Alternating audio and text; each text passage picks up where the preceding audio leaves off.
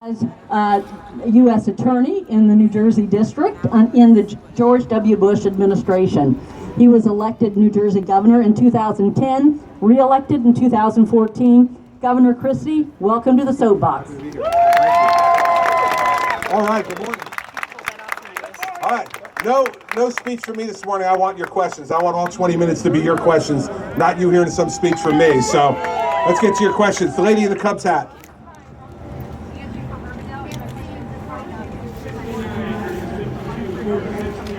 Question is, how would I secure the border when I become president? Four things we need to do.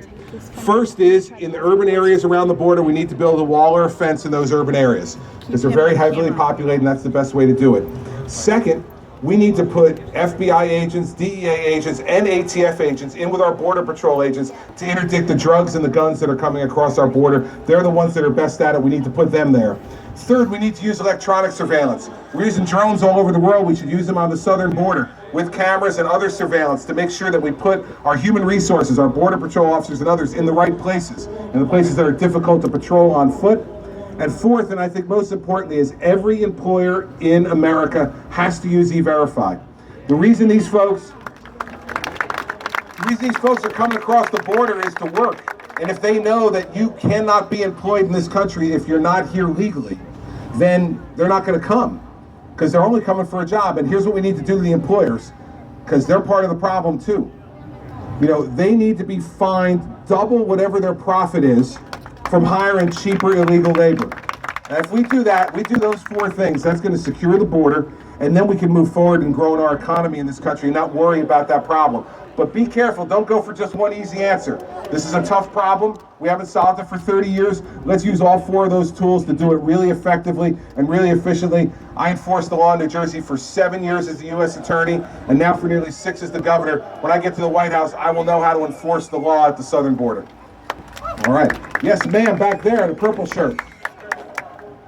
Alzheimer's is the most expensive disease in America. If you're elected, what will you do? The question is, she said Alzheimer's is the most expensive disease in America. If I get elected, what will we do? This is part of the reason why I've put forward an entitlement reform program to save over $1.2 trillion over the next 10 years. Because you know what? The National Institutes of Health, their budget only went up 0.1%. The National Science Foundation went down 4%.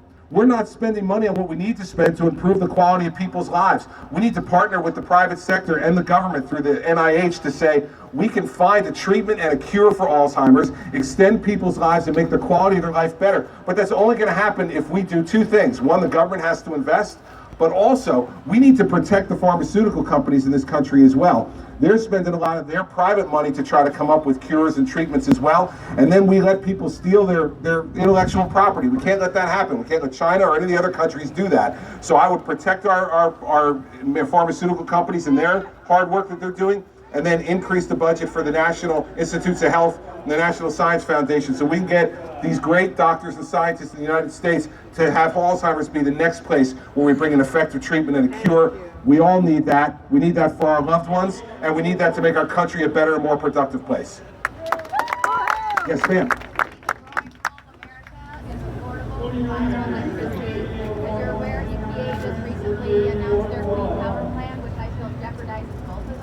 What do we do? Well, first off, New Jersey has already sent in our objection to the Clean Power Plan the president's put forward. This president regulates things in a way that just makes absolutely no sense. It kills jobs in America, and it kills technology and advancement in America. And what we need to do, listen, this is what we do in New Jersey. I think that each state should be able to do the thing that works best for them. I drive throughout Iowa here, and I see wind power all over the state. It makes sense in a big, wide open state like yours to be able to have wind power be part of what we do, to have a cleaner footprint in terms of our energy, and a more cost, a lower cost electricity as well.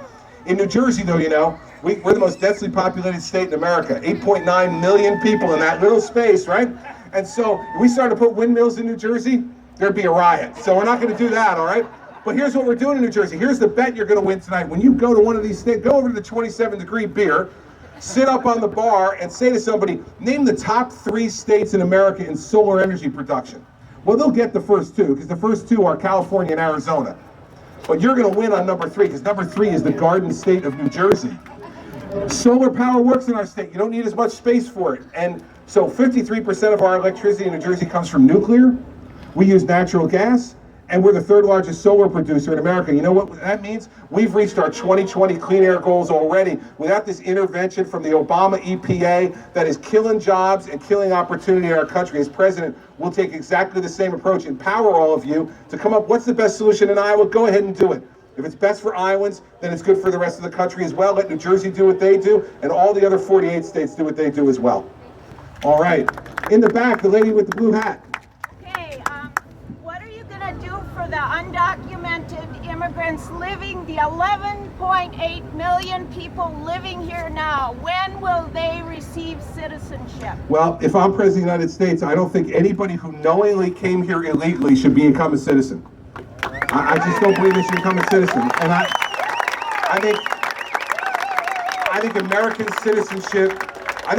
citizenship is an enormous gift. It's an enormous gift. And if you came here by breaking the law, I don't believe you should get citizenship. Now, we're going to have to figure out what we do. And that's why this lady's question in the beginning about what you're going to do to secure the border is the first thing. Americans do not want us adding to that number. They don't want us adding to that number. But by the same token, we don't want people to be rewarded for knowing illegal conduct. It doesn't make any sense to reward folks for that. You're just encouraging that conduct even more.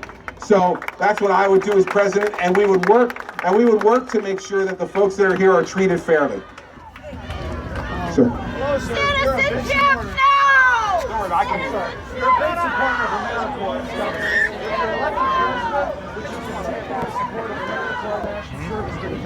Two questions on national service, AmeriCorps in particular. They were an enormous help during Hurricane Sandy. AmeriCorps volunteers from all over America came to help us recover during Hurricane Sandy, and we're extremely grateful for it. Here's what we would do. I want to expand national service even more as part of the way to deal with the student debt crisis we have in this country. Students are graduating with 6 figures of student debt to go to college, and they have a mortgage. They can't buy a home. They maybe can't get married or have children because they have to pay off this debt. One of the options I want to give to students is to serve national service to our country to help pay off their student loans. They can help to make their communities, their state, their country a better place. Everybody wins, and it helps to lower their debt. That's what I would do as president.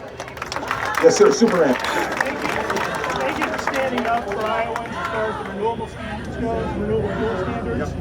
Can you expand a little bit more on your policy as far as renewable fuel standards, why you think it's important, and what would you say to candidates who don't think that it's important? Well, there's the questions on renewable fuel standards, and I've been very clear on this.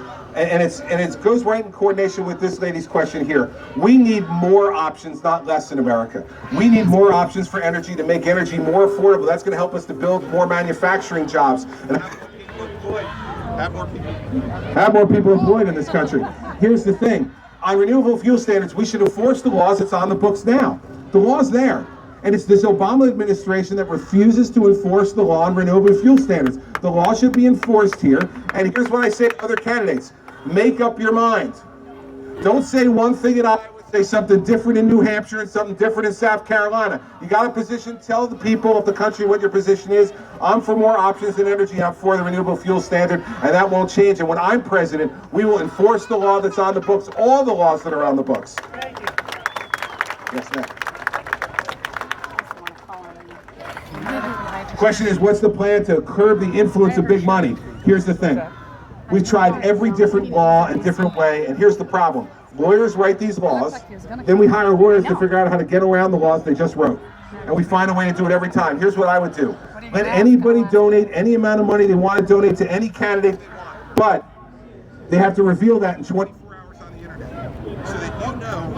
So that you know who's giving me money, who's giving any other candidate money. Right now, the system we have is there's a lot of money that's being given with absolutely no transparency at all. You don't know who's giving us the money. What you're really getting at is, how are we influenced by the money? It's not the money, it's do we change our policies because they give us money. So if you see that somebody gives me a lot of money and then 24 hours later I reveal it, and then 2 weeks later I change the position I had before to be in line with the person who gave me money, well, then you can make a conclusion you want to make.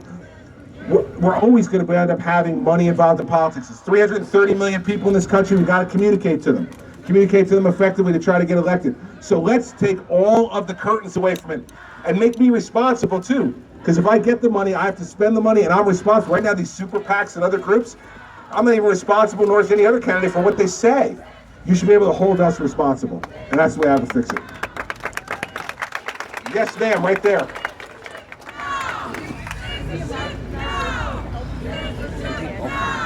Should businesses be able? No, they should not.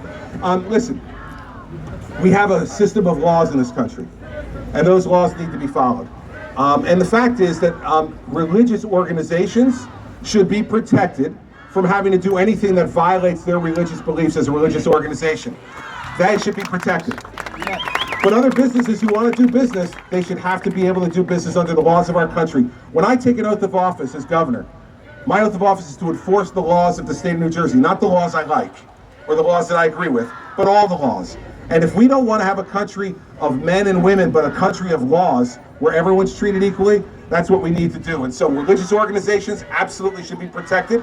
Everyone should be able to freely practice their religion the way they see fit, but businesses should not be allowed to discriminate. No. All right. Yes, sir. Sunglasses.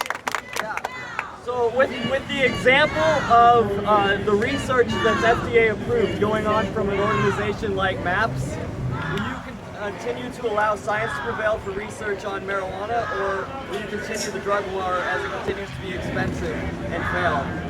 I could only hear part of what you said. I think it was about scientific research in marijuana. Was that what you were asking about legalization of marijuana? Because I couldn't hear you. It was particularly the organization MAPS as FDA approved research for marijuana. Will you allow science to prevail in this example? Listen, I have a really clear position on marijuana in general. It's illegal in the United States of America except in specific instances where it's used for medical purposes. We're now allowing, the president's allowing, certain states to just go ahead and use it recreationally. That's wrong. In my opinion, that's wrong. We got to enforce the laws in this country, not just the laws we like, but enforce the laws in this country. And if folks want to make marijuana legal, then go to Congress and get them to change the law. But we should not have ad hoc, one state at a time, changing laws. It's not the right thing to do. And I will tell you, it creates lawlessness in this country, everybody. That's how we get sanctuary cities also, because certain mayors don't want to enforce the immigration laws. We should enforce the laws that are on the books. And if you want to change those laws, then go to Congress and change them. But if I'm president, we're going to enforce the laws that are on the books and enforce them aggressively.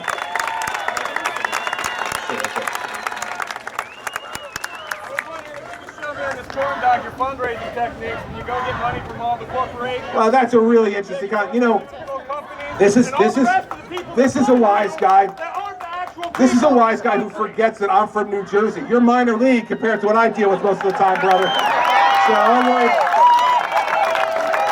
good day. Yes, sir, in the back. Yep.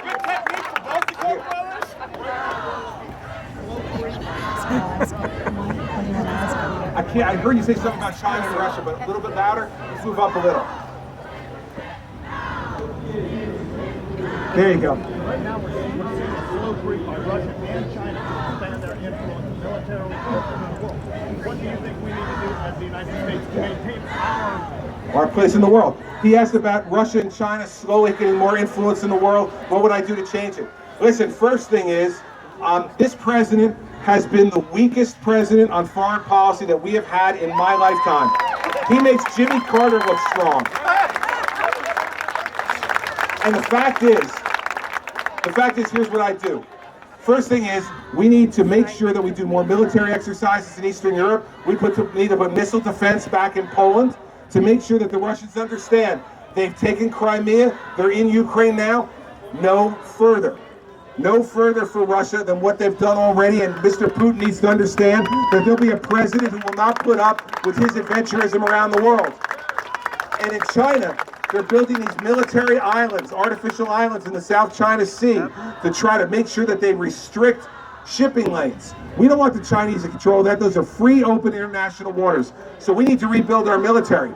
This president has weakened our military in a way that's made America less influential in the world. So we need to rebuild our army to 500,000 active duty soldiers, 185,000 active duty Marines. We need to make sure we get the 350 ships in the Navy. And we need to make sure we get the 2,600 aircraft in the Air Force. That's what I will do. Part of the reason we're going to save money in other parts of the budget. Rebuild our military, send a clear signal to Russia and to China that we don't want a war, but we are not going to allow them to tread on the United States of America.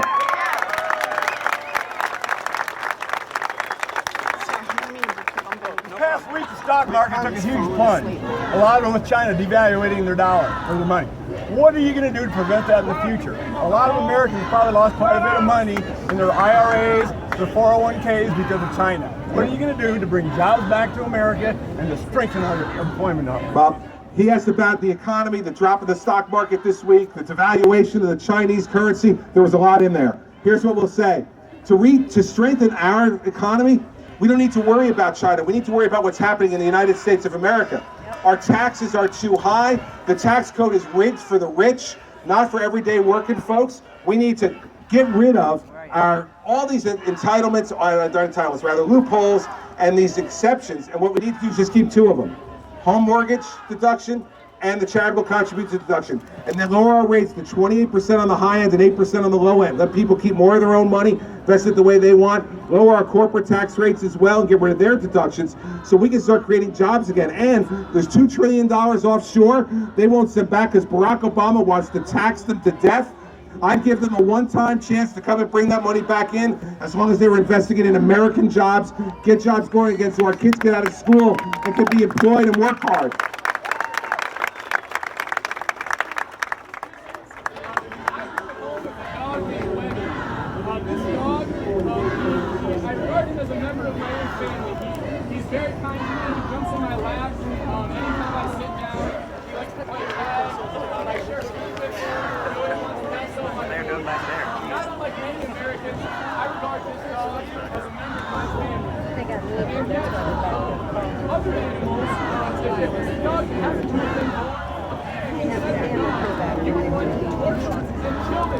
Yeah, no, I wouldn't want to torture and kill this animal. This is a question about hog crates. And here we go. Governor Christie,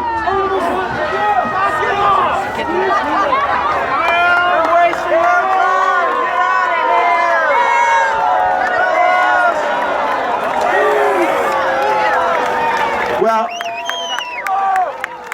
let me be really clear about that. I have to tell you the truth. When something like that happens, and I'm here in Iowa, man, I feel right at home. Feels like I'm back in Jersey for a couple of minutes. So thank you, Iowa, for doing that. Second, let me be really clear. I believe that farmers should be able to make the decisions about how best to raise their livestock, not government bureaucrats. I vetoed that bill twice in New Jersey. If it comes to my desk again, I'll veto it again. And I thank them. I thank them for the opportunity. The Iran deal is the single worst thing that the president has done in his 7 years as president, and that's a high bar.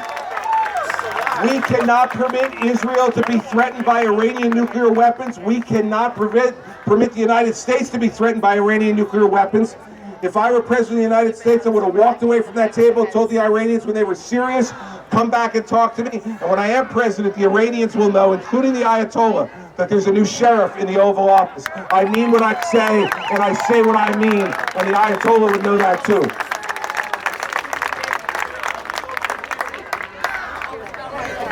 Yeah. The gentleman from AARP shockingly wants to know about Social Security.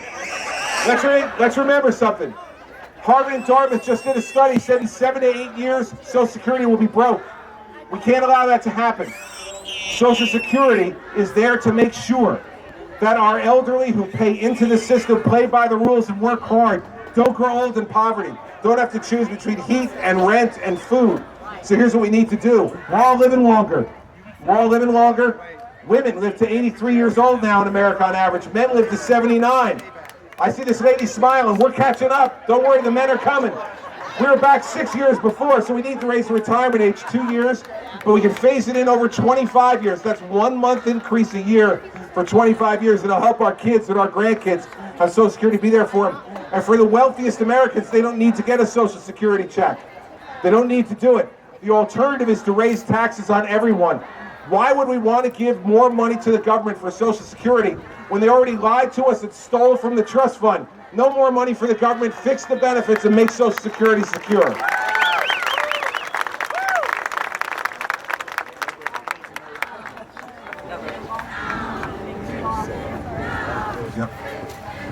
national debt's out of control. That's why I've said that $1.2 trillion can be saved over the next 10 years by making those reforms to entitlements.